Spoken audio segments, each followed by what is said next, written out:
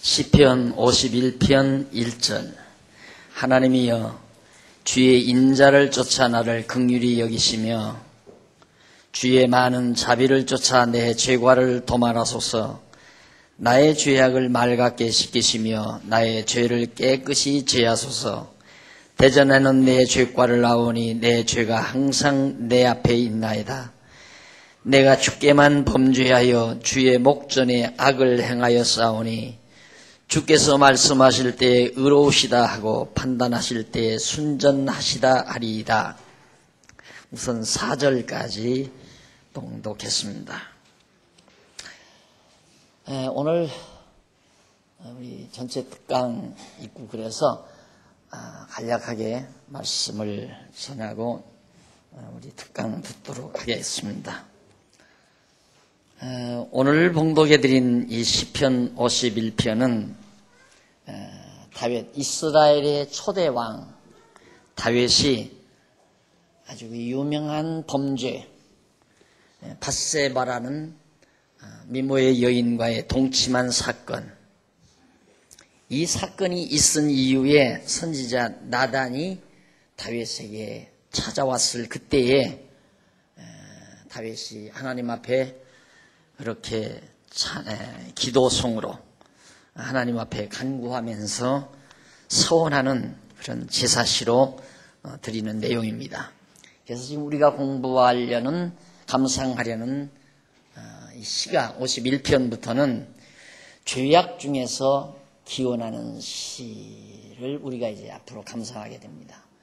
우리는 지금까지 하나님께서 버리신 것처럼 느껴졌을 때, 또 이런 때, 또 우리가 이렇게 죄 중에 빠져 있을 때, 어떤 환경 속에서라도 하나님을 찬양하고 또 하나님께 간구하며 서원할 수 있도록 하나님께서 하신다는데 큰 의미가 있습니다. 그러니까 몇 가지 상황들이 있죠. 우리 성도들에게 닥치는, 하나님께서 나를 버리신 것처럼 느낄 때, 하나님이 또 우리를 죄악 중에 가두어 놓으셨을 때, 또 하나님이 우리를 잊어버린 것처럼 그렇게 생각되었을 때, 우리가 한평생 살다 보면 여러 가지 상황들을 접하게 됩니다. 근데 그 상황이 어떠한 것을 개의치 아니하고 어떤 상황에서든지 하나님을 찬양하게 하거나 하나님 앞에 가까이 다가와서 간구하게 하거나, 이 두 가지 방법을 통해서 하나님을 예배하며 살도록 하시려는 것이 하나님의 뜻입니다. 예배의 중요한, 우리 개신교 예배의 중요한 요소가 말씀, 그리고 찬양과 기도입니다. 하나님 말씀, 찬양과 기도, 거기다가 하나 더 이제 첨가한다면 헌금, 연보, 하나님 앞에 헌납하는 것. 근데 이제 말씀, 찬양, 기도, 이것이 예배의 세 가지 요소죠. 그런데 이 세 가지 요소가 어떻게 조화를 이루느냐면, 하나님의 말씀을 통해서 우리로 하여금 하나님이 여호와의 심을 깨닫게 하고, 예수가 그리스도이심을 알게 해서 예수 그리스도를 믿게 하고 여호와 하나님을 경외케 하는데, 그러다 보니까 이제 말씀을 통해 깨닫게 되면 하나님 앞에 찬양할 때가 있고, 하나님 앞에서 기도하고 간구할 때가 있고, 이 두 가지 생활이 우리에게 나타납니다.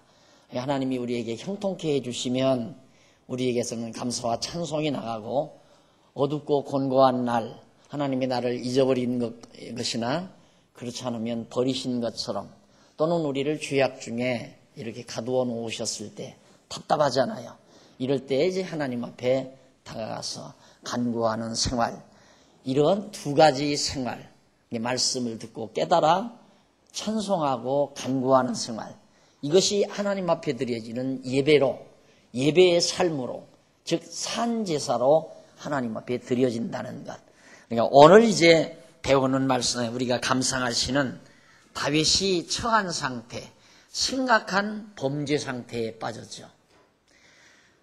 밧세바를 범행한 것도 범행한 거지만 그 남편을 죽이기까지 하는 그런 엄청난 범죄 행위에 다윗이 빠지게 됩니다. 그런 죄악 중에서 하나님 앞에 간구하는 그런 간구시, 그러면서 하나님 앞에 제사하며 서원하는 그런 시가 51편에서부터 55편까지 나타납니다. 오늘 점심을 먹고 우리 일남전도 회원들이 대부분 둘러앉으셨는데 천국 얘기를 하니까 어느 분이 그래요. 난 천국 못 간다 그래. 죄가 많아서 못 가시나요? 그러니까 나는 천국 갈 자신이 없다고 그러시더라고요. 오늘 낮에 공부하시고도 그러셨느냐고 내가 그런 얘기를 했습니다만은, 아무리 우리가 배워도 공부를 해도 끊임없이 인간은 자기를 인정받고 싶은 기본 욕망에서 헤어나지를 못합니다. 스스로가 자기를 인정하려고. 그래서 요즘 현대인들은 나는 나를 세운다. 자기 스스로를 자랑하고 스스로를 내세우는 것. 그래서 자기 PR 시대라고 그러잖아요. 그게 인간의 본능이에요. 그것이 소위 이제 오늘 오전에도 말씀드렸지만 헬레니즘 사상이 오늘 전 세계를 다 뒤엎고 있거든요. 실상 헬레니즘의 사상 기초 위에서 계속해서 철학자들이 생겨나고 칸트나 니체 같은 그런 사상가들, 철학자들이 나타나서 그것이 인간 세계를 좌우하고 지배해가는 사상적 기조를 이루고 있습니다. 그것이 바로 인간의 자기의지, 자기를 내세우는 그런 인간 의지를 내세우는 그런 사상적 체계로 그렇게 오늘의 현대인들을 완전히 거머잡고 있는 겁니다. 그렇기 때문에 끊임없이 자기를 전제로 하는 거예요. 그러니까 나를 전제로 하면 천국 못 가는 거예요. 또 나를 전제로 해서 내가 잘났다고 생각하는 거고, 내가 위대한 일을 해서 내가 영웅으로 자기가 등장하고 싶어하고, 그러니까 영웅주의나 패배주의 똑같은 겁니다. 다 패배주의도 인간 기본에서 패배주의가 나와요. 인간을 기초로 해서. 영웅주의도 인간을 기초로 해서 나오는 거고. 터키에 갔을 때 터키 나라를 초대 대통령이라고 하는 사람의 무덤이 있는 그런 곳을 갔는데, 거기 가다가 다리를 내가 좀 약간 삐끗한 게 아니라 뜨끔하더니만 약간 무릎이 좀 불편하더라고요. 하나님께서 야 인마 여기를 뭐하러 가냐 그런 힘을 내가 받았어요. 여기를 뭐하러 가냐. 그래도들 다 가니까 한번 둘러보고 싶더라고. 와, 인간들이 그걸 보면 끝없이 성공하고 싶은 욕망을 가지게끔 만들어놨어요. 굉장히 무상화시켜놓고, 아마 김일성 묘도 내가 안 가봤지만은 모자나 가볼 수 있겠죠. 그 정도는 못 해놨을 거예요. 돈이 없어서 아마 대단하게 해놨을 겁니다. 그럼 김일성 묘는 뭐 다 시체도 다 보이게 했다는 거, 방부제 처리를 해서 했다는 것 같은데, 그게 인본주의의 기조예요. 그러니까 소크라테스, 플라톤, 아리스토텔레스로 이어져서 이제 바로 칸트나 니체로 이어지는 사상적 기조가 인간의 의지를 결국 내세우는 그런 사상 기초 위에 오늘의 현대인들의 문명, 정신사가 이어지고 있는 겁니다. 그래서 그걸 모르면 인간이, 오늘도 어느 형제분을 오랜만에 만나는데, 목사님 제가 이제야 철이 좀 들었습니다. 이제 목사님께 세례를 받으러 왔습니다. 근데 형제만, 내 속으로 그래. 형제만 60이 들어서 철 드는 게 아니라 나도 5, 60 넘어서니까 좀 철이 듭디다. 내 속으로 나 스스로 그랬는데, 인간이 철이 들려면 현대인간들이 가지고 있는 사상적 체계가 얼마나 허무하고 어리석은 것인가를 깨달아야 철이 들어요. 끝없이 그게 나타나는 거예요. 그러니까 결국 자기가 뭔가 좀 험한 생활, 조금 좀 부도덕한 생활을 하게 되면 그냥 자학하는 거예요. 난 천국 못 간다. 술, 담배만 해도 내가 어떻게 술, 담배하고 천국을 가느냐 이런 생각을 하는 거거든요. 과거에는 이런 말을 장로님들 앞에서 못했어요. 어느 장로님 막 날 붙들고 목사님 그렇게 설교하면 우리 아들들 담배, 술 다 먹는다 이거예요. 지금 내가 말하는 건 그 말이 아니잖아요. 여기 젊은이들 내가 이 말을 듣고 술, 담배 먹어도 괜찮겠구나 이렇게 생각하라고 이 말을 하는 게 아니에요. 술, 담배 안 먹고 착하게 살았다고 해서 그걸로 천국 가는 게 아니다. 끝없이 인간들은 그걸 세우는 거예요. 그게 보세요. 남을 비난하고 욕하고 험담하는 것도 자기주의에서 나오는 거예요. 자기를 기본으로 해서. 나는 안 그러는데 너는 왜 그러느냐 이런 거거든요. 철이 안 들어서 그렇게 남을 비난하는 거예요. 철이 들게 되면 남말 못하게 돼 있어요. 아무도 남말 못하게 돼 있어요. 남말하는 것이 얼마나 어리석은 것인가를 깨닫게 되는 거고요.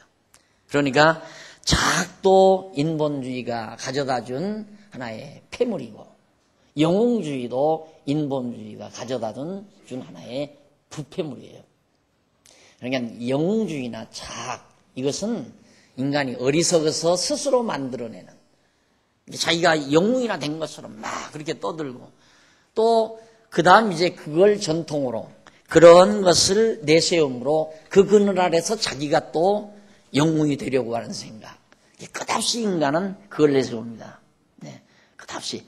그래서 누군가를 내세워놓고 그걸 우상화해서 그 그늘 밑에서 자기도 보호를 받으려는 그런 특히 학자들이 그런 이해가 많죠. 나는 칼빈주의를 따른다. 나는 루터주의를 따른다. 이래서 이제 칼빈의 제자 하면 자기 스스로 칼빈이 위대하니까 칼빈의 제자 나도 위대하다. 이런 걸 따르기 위해서 그런 거거든요. 다 철없어서 하는 짓거리들이에요. 네, 오늘 여기 우리가 시편을 공부하면서 참으로 이제 죄악 중에서 하나님 앞에 기원하는 이 시 살피면서 우리에게 가져다주는 의미가 매우 깊습니다. 우리가 죄악의 깊은 웅덩이에 빠졌을 때는 절망 상태에 들어가잖아요.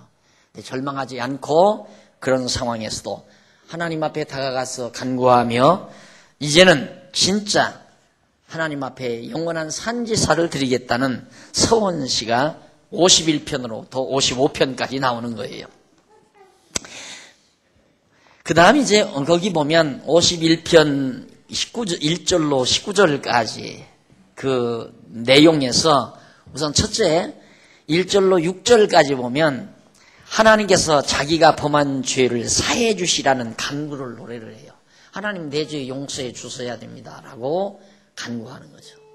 자기가 우리아의 아내 밧세바를 범하고 나서 하나님 내 죄를 사해 주셔야 됩니다. 6절까지의 내용이거든요.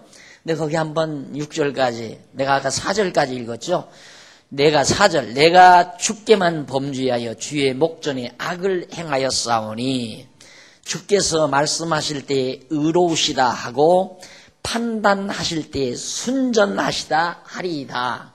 그러니까 내가 엄청난 이런 범죄를 저질렀지만 하나님은 그래도 나를 의롭다고 하고 나를 순전하다고 하실 것입니다. 그 말이에요. 이게 어디에서 나오는 얘기입니까? 하나님의 오늘 또 말씀드렸지만 오전 시간 어떻게 제가 강의는 오전 오후가 이렇게 탁탁 들어맞는지 신통망통하다니까요. 오전에 공부하고 나면 오후에 이 찬양 예배 때 또 나와요. 그거 이 본목에서. 네. 우리 이게 아브라함 아니에요? 아브라함. 이 모세거든요. 이 율법 아닙니까? 그러니까 이건 하나님께서 언약 복 주실 걸 언약하고 모세의 율법을 줬단 말입니다. 이미 언약했기 때문에 하나님은 분명히 은혜로 이건 율법 분명히 우리를 의롭다고 하실 것입니다. 이 말이죠. 여기는 죄. 내가 우리아의 아내를 보면서 엄청난 죄악 가운데 내가 있지만은 하나님은 은혜로 나를 의로우시다 하고 순전하시다 하시리이다. 하실 것입니다. 이유는 하나님이 은혜로 언약하셨기 때문에 하나님의 자녀가 될 것을 언약하셨기 때문에 예수 그리스도를 믿음으로 말미암아 의롭다함을 얻을 것을 언약하셨기 때문에 의로우시다 할 겁니다. 이런 얘기거든요. 그러면서 5절 내가 죄악 중에 출생하였으며 모친이 죄 중에 나를 잉태하였나이다. 내가 우리아의 아내 밧세바를 범했기 때문에 죄인이 아니라 이미 나는 죄 중에 잉태해서 어머니 뱃속에서 잉태될 때부터 벌써 죄의 씨로 나는 잉태가 됐습니다. 그러니까 제가 그러잖아요. 우리는 이렇게 살아가면서 죄를 범했기 때문에 죄인이 아니라 죄인이기 때문에 죄를 짓는다고요. 이제는 그 말이 굉장히 깊이 있게 다가올 겁니다. 나는 오늘 죄를 졌기 때문에 죄인이 아니라 이미 죄인이기 때문에 죄를 범했다. 죄인이 죄 범하는 건 당연하잖아요. 그러잖아요. 죄인이기 때문에 죄를 범하는 것이다. 그래서 이미 출생할 때부터 죄고 어머니 뱃속에서 잉태될 때부터 죄인이고. 그런데 신학교에 가니까요. 제가 대학원에서 공부를 할 때 그 교의신학 교수가 그분 돌아가셨는지 모르겠어요. 황성수 박사라고 그분이 교의신학을 맡아서 강의를 하는데 아기 때 죽으면 천국 갈 가능성이 많다는 거죠. 천국 갈 가능성이 많다는 게 아기 때 죽으면 구원 얻는다는 얘기예요. 왜? 죄 없이 죽었으니까.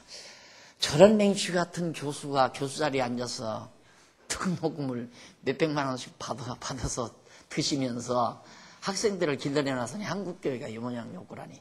성경에는 너무 분명하게 말했는데. 그러니까 이 신학자라는 게 서구 신학자들이라는 게요. 성경은 제쳐놓은 거예요. 서구의 모든 신학들. 뭐 여러분들 미국의 하버드 신과하면 대단한 거겠죠. 여기서 들을 때는. 거기 하버드 신과에는 성경 성자도 모르는 학자들이 학문적으로 그냥 신학을 하는 사람들이에요. 그러니까 완전히 아까 말씀드린 대로 헬레니즘에 의한 인본주의 철학, 니체나 칸트나 니체 같은 그런 영향을 받아가지고 독일의 뿔트만이나 브룬노나 파르트 같은 이런 엉터리 신학자들의 사상에 기초해서 학문적으로 하는 거예요. 그걸 공부해가지고 와서 오늘날 대한민국의 각 신학에서 독일에서 박사학위 받았느니 미국에서 제가 이런 얘기를 좀처럼 잘 안 하는 이유는 제가 박사학위가 하나도 없잖아요.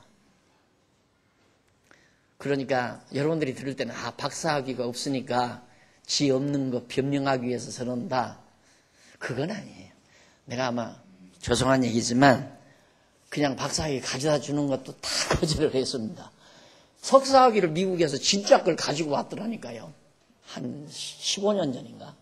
그거 받고 그다음 박사학위 진짜 그건 가짜가 아니고 진짜 가져다 준대요. 논문만 써서. 그게 수두룩해요. 외국에 가서 박사학위 받아도 그런 경우가 허다하고요. 그래서 내가 그랬어요. 내가 쓴 성경신학 이거 학문 인정하면 내가 받겠다. 그러나 그러기 전에 난 죽어도 안 받는다. 근데 인정해 줄 학자가 없잖아요. 또. 그러니까 안 받기도 하거니와 못 받기도 하는 거죠.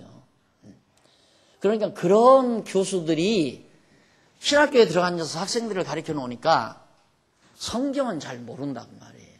이 성경을 잘 모르는 목사님들이 한국교회를 지도해 가는 경우가 허다하게 많다는 얘기입니다. 그런데 분명히 이 다윗은 내가 죄악 중에 출생하였으며 모친의 죄 중에 나를 잉태하였나이다. 중심의 6절 중심의 진실함을 내 중심의 진실함을 주께서 원하시오니 내 속의 지혜를 알게 하시리이다. 주께서는 내 중심의 진실함, 죄인이면 죄인이라고 솔직하게 얘기하는 이 진실함, 이걸 주님께서는 원하신다 이거죠. 그래서 내 속에 지혜를 알게 하시리이다. 여호와를 경외하는 지혜를 하나님은 알게 하실 겁니다. 그러니까 이게 벌써 하나님은 내가 실제로 이렇게 정말 범죄를 저질렀지만 율법과 아래서 남의 아내를 범한 이런 엄청난 범죄를 저질렀지만 하나님께서는 언약하셨기 때문에 나를 의롭다 하시고 순전하시다 하실 것입니다. 이걸 믿는 게 벌써 언약대로 이루시는 여호와 하나님을 믿고 의지하는 지혜 아니에요. 지혜. 참 이 지혜라는 것이 얼마나 우리 신앙에 중요한 것인가. 이번에 제가 조금 아쉬웠던 것이 제가 그리스에 간다고 해서 플라톤이 세워놓은 아카데미 하우스 거기를 꼭 좀 보고 싶었어요. 이제 소크라테스가 죽고 그 제자인 플라톤이 이제 그 지식을 학문을 이제 이렇게 퍼뜨리기 위해서 아카데미 하우스를 그가 처음으로 지었다고 그래요. 지었다고 그래서 제가 거기에 관심이 굉장히 많았습니다. 그리스에 가면 꼭 거기는 한번 들려보리라. 물론 고린도를 가고 바울이 처음 전도 아덴에서 설교했던 그 장소도 매우 중요하고 그렇지만 내가 더 관심이 있었던 것은 아카데미 하우스였어요. 그 이유는 저는 여기다가 우리 예배당을 지면서 모든 분들이 이제 처음 오는 분들이 늘 그렇게 얘기하지만 야 여기는 연구원 같다고 그래요. 연구원 같이 지었다고. 좀 구상이 있었어요. 구상이 뭐냐면 1차적으로 이렇게 해놓고 우리 교회는 정말 호크마 하우스라고 이렇게 좀 내면적으로 갑자기 교회라고 안 하고 호크마 하우스라고 해버리면 사람들이 또 이단이라고 할 거네요. 그러니까 그냥 통속적으로 사람들이 짓는 대로 그냥 장안중앙교회라고 간판은 붙였지만 내용은 정말 지혜자들이 모여서 하나님을 경외하고 사는 호크마 하우스. 호크마라는 게 지혜란 말 아니에요. 하우스란 말은 집이란 말이거든요. 지혜의 집. 아카데미 하우스가 뭡니까? 지식, 학문하는 집이란 말이거든요. 소위 말해 대학이라든가 뭐 학문의 집이죠. 연구원이라든가 그런 의미예요. 그래서 이 예배당을 지을 때 하나님이 더 허락하시면 그렇게 정말 언젠가는 우리 장안중앙교회와 더불어 호크마 하우스, 지혜의 집을 하나 더 마련을 해야 되겠다 하는 생각을 했어요. 그게 지금 저쪽이 이제 복지관, 노년부들이 사용할 수 있는 복지관 아닙니까? 그럼 계속해서 하나님 말씀 배우고 지혜를 얻은 백발의 노인들, 이게 여호와를 경외하는 지혜자들 아닙니까?